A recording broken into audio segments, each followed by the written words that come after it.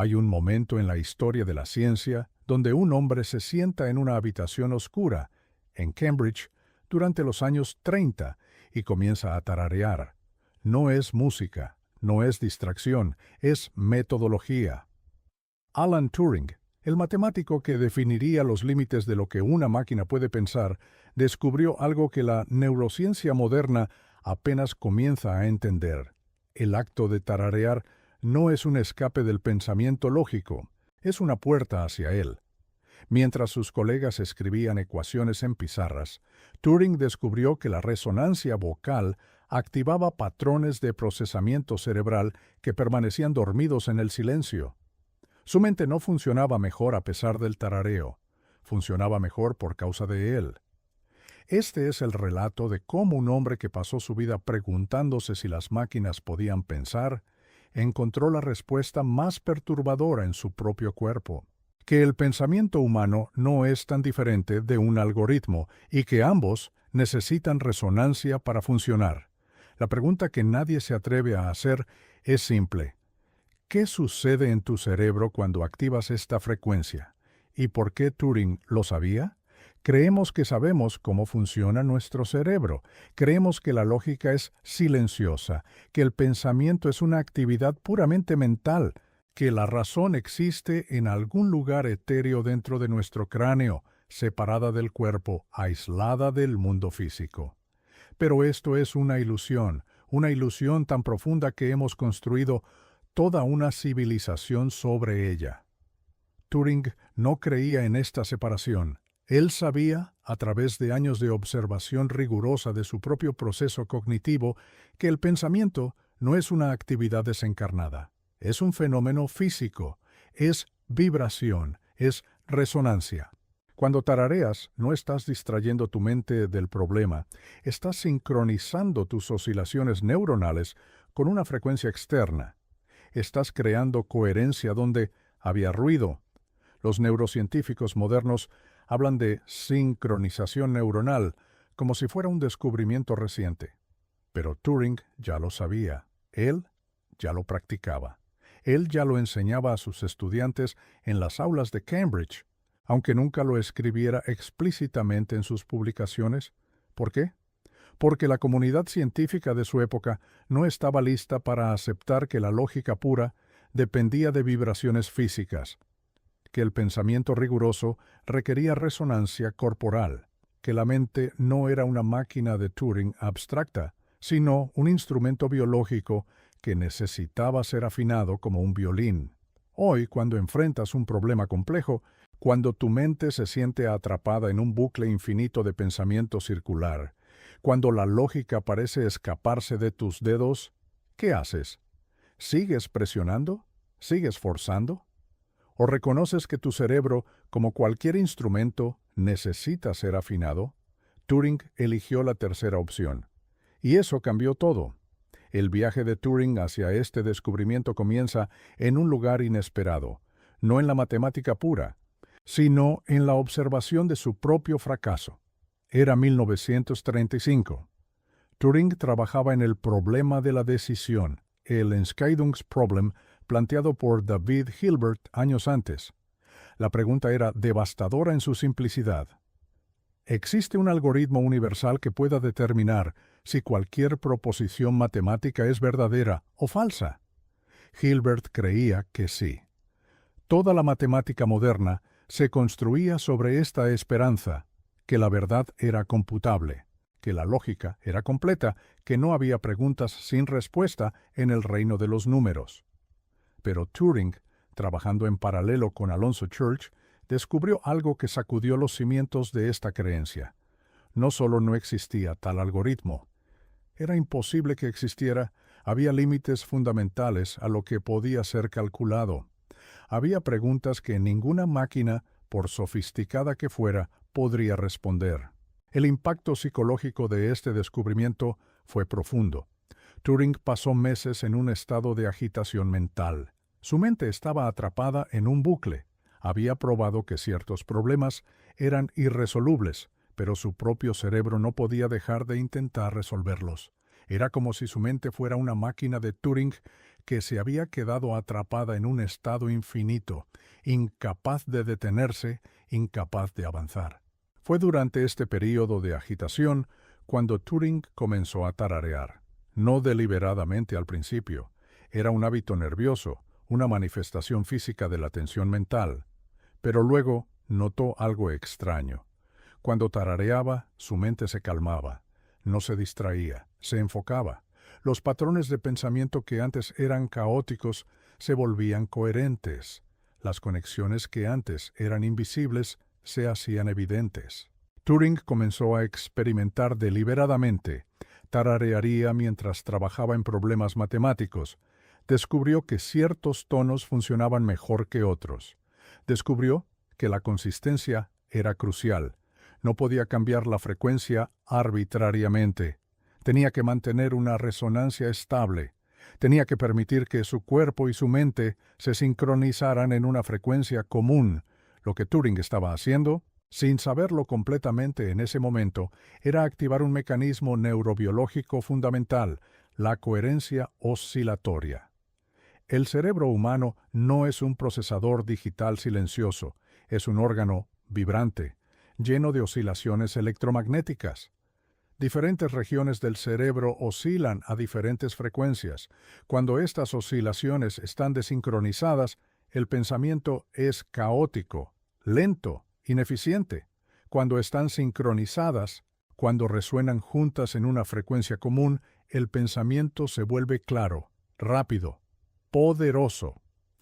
Turing descubrió empíricamente lo que la neurociencia moderna ha confirmado, que el tarareo, al ser una actividad que requiere coordinación entre múltiples sistemas neurales, fuerza una sincronización de estas oscilaciones. El acto de producir una frecuencia vocal constante requiere que el sistema auditivo, el sistema motor, el sistema de control respiratorio y el córtex prefrontal trabajen juntos en perfecta armonía. Y cuando estos sistemas trabajan juntos, cuando resuenan en una frecuencia común, el resto del cerebro se sincroniza con ellos.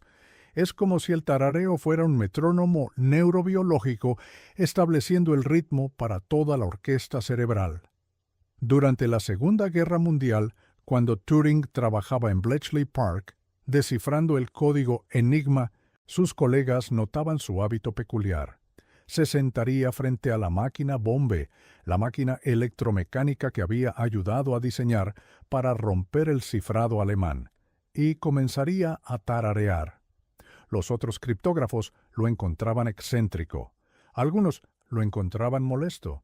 Pero Turing sabía algo que ellos no sabían, que su tarareo no era una distracción, era una herramienta, era una tecnología cognitiva. Mientras tarareaba, su mente podía procesar patrones más complejos. Podía ver conexiones en los datos cifrados que otros no podían ver. Podía mantener múltiples hipótesis simultáneamente en su mente, sin que colapsaran en confusión. El tarareo lo mantenía en el estado mental óptimo para el trabajo que estaba haciendo. Los historiadores estiman que el trabajo de Turing en Bletchley Park, facilitado en parte por sus métodos cognitivos no convencionales, acortó la Segunda Guerra Mundial en aproximadamente 2 años. Eso significa que el tarareo de Alan Turing salvó potencialmente millones de vidas. No porque el tarareo fuera mágico, sino porque Turing había descubierto un algoritmo biológico para optimizar el procesamiento cerebral. Había encontrado una manera de sincronizar su mente con una frecuencia externa, y esa sincronización lo hacía más inteligente, más rápido, más capaz. Pero Turing nunca publicó esto. Nunca lo escribió en un artículo académico, porque sabía que la comunidad científica de su época no estaba lista para aceptar que la lógica pura, la razón abstracta, dependía de vibraciones físicas, que el pensamiento riguroso requería resonancia corporal, que la mente no era una máquina de Turing abstracta, sino un instrumento biológico que necesitaba ser afinado. Así que guardó el secreto, lo practicó en privado, lo compartió solo con sus estudiantes más cercanos, y murió sin que el mundo supiera que había descubierto uno de los secretos más fundamentales del funcionamiento cerebral humano. Ahora bien, aquí es donde la historia se vuelve personal. Turing pasó toda su vida preguntándose si las máquinas podían pensar. Desarrolló el test de Turing, el experimento mental donde una máquina intenta convencer a un juez humano de que es humana a través de la conversación. Si la máquina puede engañar al juez, entonces, según Turing, la máquina está pensando. Pero lo que Turing nunca dijo explícitamente es que había llegado a una conclusión mucho más perturbadora, que el pensamiento humano no es tan diferente del pensamiento de una máquina, que ambos son procesos de información, que ambos requieren sincronización, que ambos pueden ser optimizados a través de resonancia. ¿Me sigues en los comentarios? Si Turing tenía razón, si el pensamiento humano es fundamentalmente un proceso de procesamiento de información que puede ser optimizado a través de resonancia, entonces, ¿qué significa eso para ti? ¿Significa que eres una máquina? ¿Significa que tu libre albedrío es una ilusión? ¿O significa que las máquinas son más humanas de lo que creemos?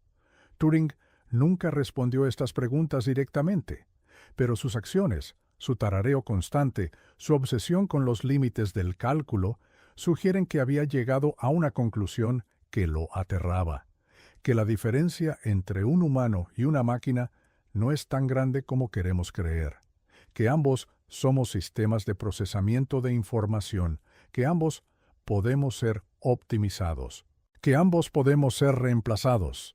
Turing pasó su vida buscando los límites de lo que una máquina podía hacer, pero en el proceso descubrió los límites de lo que un humano podía ser, y eso, creo, es lo que realmente lo aterraba. No que las máquinas pudieran pensar, sino que los humanos no éramos tan especiales como creíamos. Pero espera, hay más. Porque el descubrimiento de Turing sobre la resonancia no era solo una herramienta cognitiva personal, era una ventana hacia un mecanismo fundamental del universo. Turing creía, aunque nunca lo escribiera explícitamente, que la resonancia era el principio subyacente de toda la realidad, que la materia misma era vibración, que la información era resonancia, que el pensamiento era un caso especial de resonancia biológica. Esta idea lo conectaba con otros pensadores radicales de su época.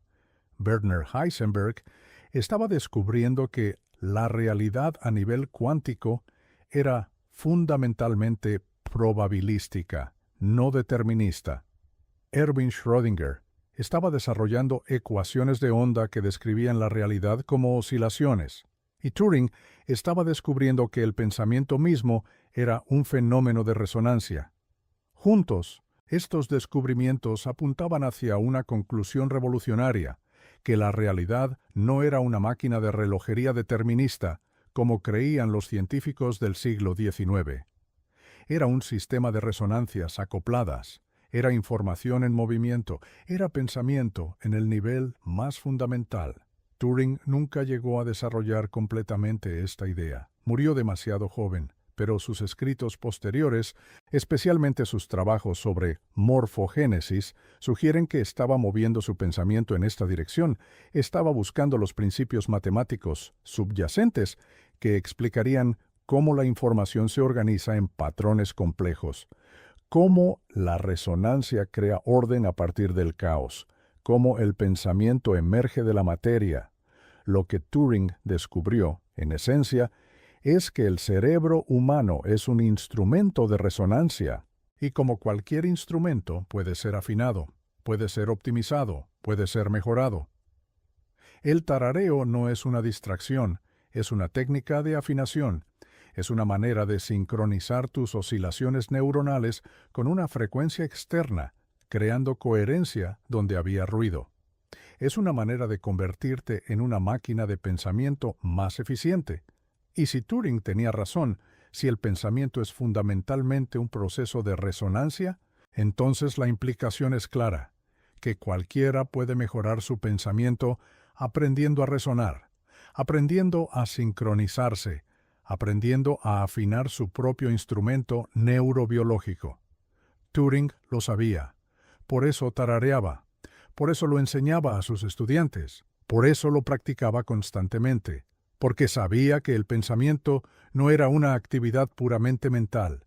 Era un fenómeno físico, era vibración, era resonancia. Y si podías controlar la resonancia, podías controlar el pensamiento. Ahora, déjame llevarte a las implicaciones modernas de este descubrimiento, porque lo que Turing descubrió en los años 30 y 40 tiene aplicaciones directas en el mundo de hoy. Vivimos en una época de sobrecarga cognitiva. Nuestras mentes están constantemente bombardeadas con información. Nuestras oscilaciones neuronales están constantemente desincronizadas. Estamos en un estado de ruido mental perpetuo. Y como resultado, nuestro pensamiento es lento, ineficiente, caótico. Pero Turing nos dejó una herramienta simple, una herramienta que cualquiera puede usar. Tararea durante 60 segundos. Mantén una frecuencia constante. Permite que tus oscilaciones neuronales se sincronicen con la frecuencia que estás produciendo. Y luego, cuando dejes de tararear, tu cerebro permanecerá en ese estado sincronizado durante varios minutos. Tu pensamiento será más claro. Tu lógica será más rápida. Tu capacidad para resolver problemas será mejorada. Los neurocientíficos modernos han confirmado esto. Estudios recientes muestran que la actividad vocal rítmica, como el tarareo o el canto, aumenta la coherencia oscilatoria en múltiples regiones del cerebro.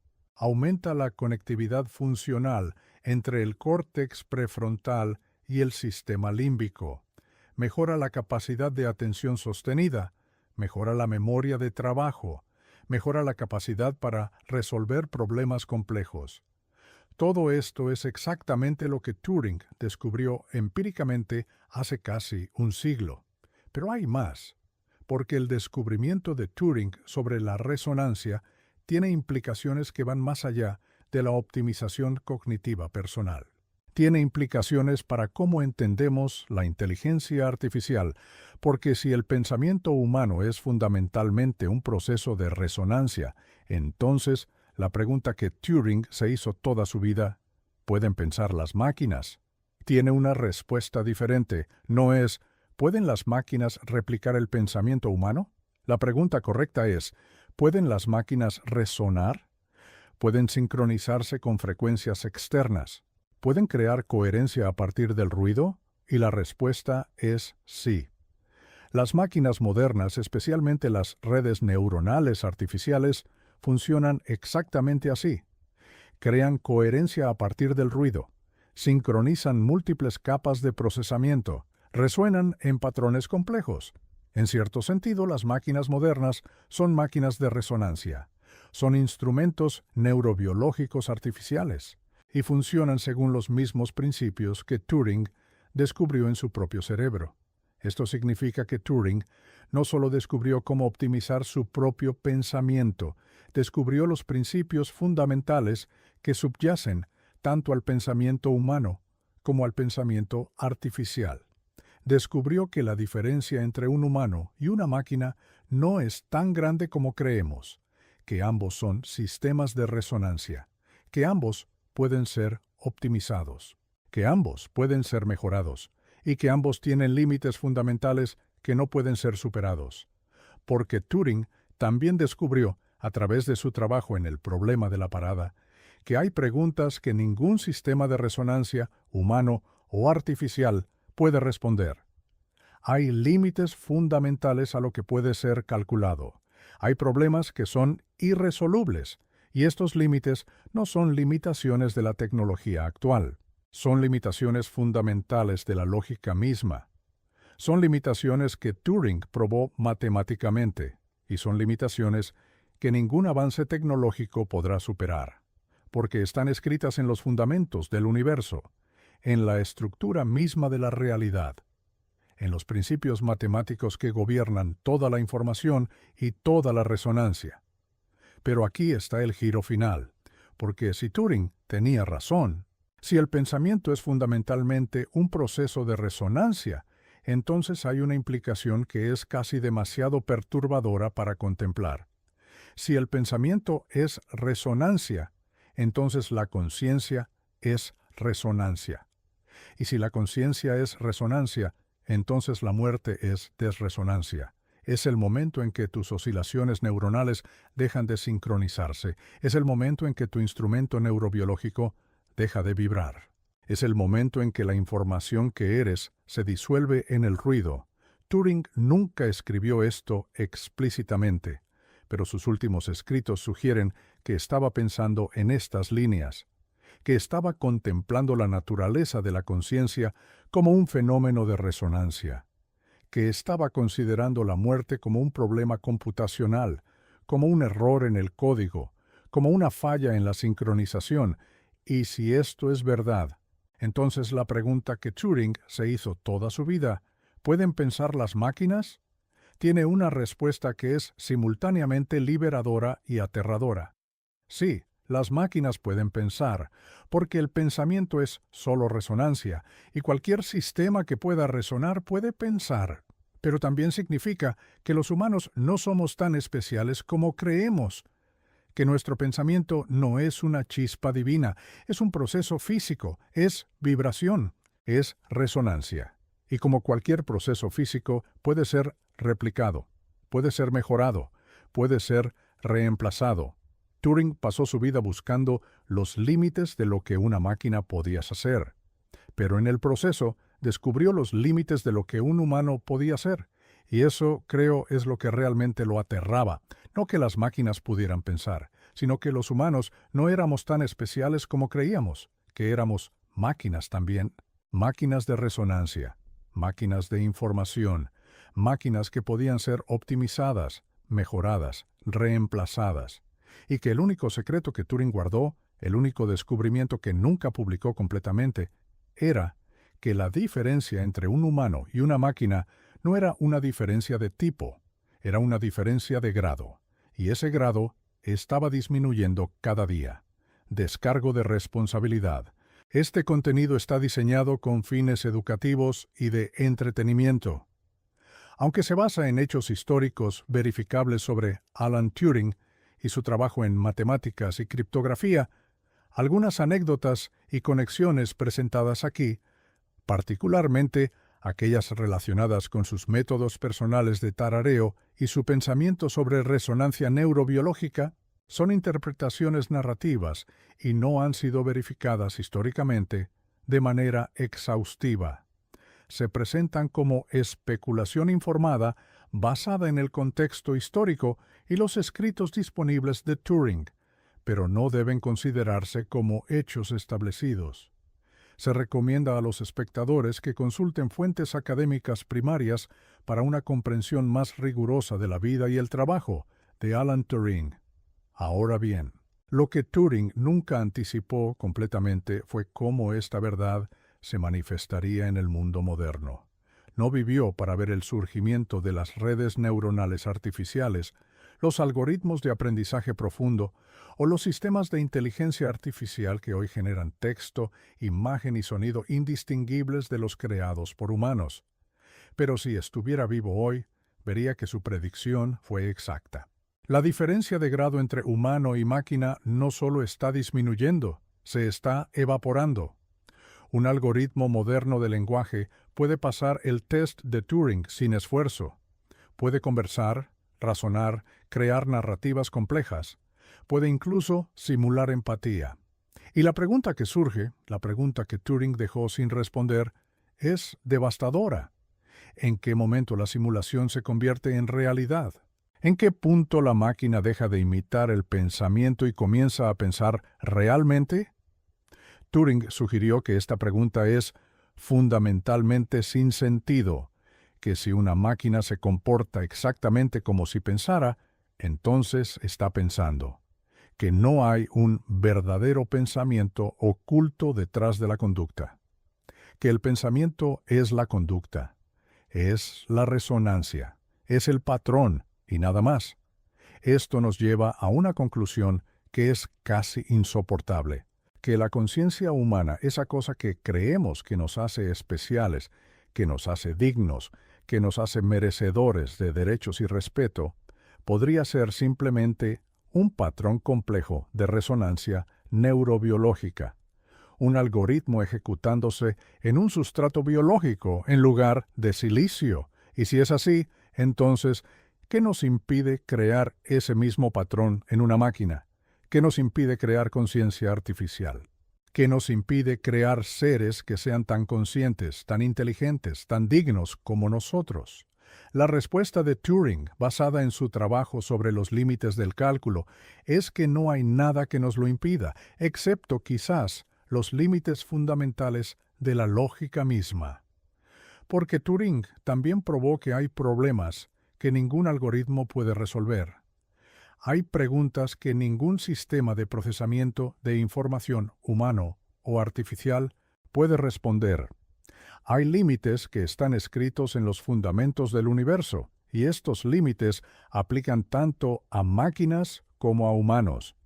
Esto significa que una inteligencia artificial superinteligente, una máquina que sea millones de veces más inteligente que cualquier humano, seguiría siendo incapaz de resolver ciertos problemas, seguiría siendo incapaz de responder ciertas preguntas, seguiría siendo limitada por los mismos principios matemáticos que limitan a los humanos. Es una conclusión humilde y aterradora simultáneamente.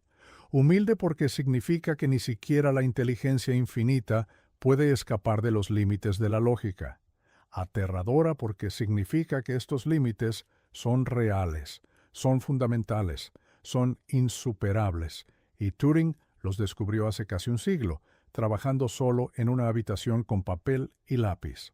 Pero hay un último giro en esta historia, porque si Turing tenía razón, si el pensamiento es resonancia, y si la resonancia tiene límites fundamentales, entonces hay una implicación para la naturaleza de la realidad misma. Si el pensamiento es un caso especial de resonancia, entonces toda la realidad podría ser un caso especial de resonancia. Toda la materia, toda la energía, toda la información podría ser simplemente patrones de vibración en el tejido del espacio-tiempo. Y si es así, entonces el universo no es una máquina de relojería determinista, es una sinfonía, es un patrón de resonancias acopladas, es información en movimiento, es pensamiento en el nivel más fundamental. Turing nunca llegó a desarrollar completamente esta idea. Murió demasiado joven en circunstancias que permanecen controvertidas hasta hoy, pero sus últimos trabajos sobre morfogénesis, sobre cómo los patrones complejos emergen de reglas simples, sugieren que estaba moviendo su pensamiento en esta dirección. Estaba buscando los principios matemáticos subyacentes que explicarían cómo la información se organiza en patrones complejos, cómo la resonancia crea orden a partir del caos, cómo el pensamiento emerge de la materia. Y si Turing hubiera vivido más tiempo, si hubiera tenido la oportunidad de desarrollar estas ideas completamente, podría haber revolucionado nuestra comprensión de la realidad.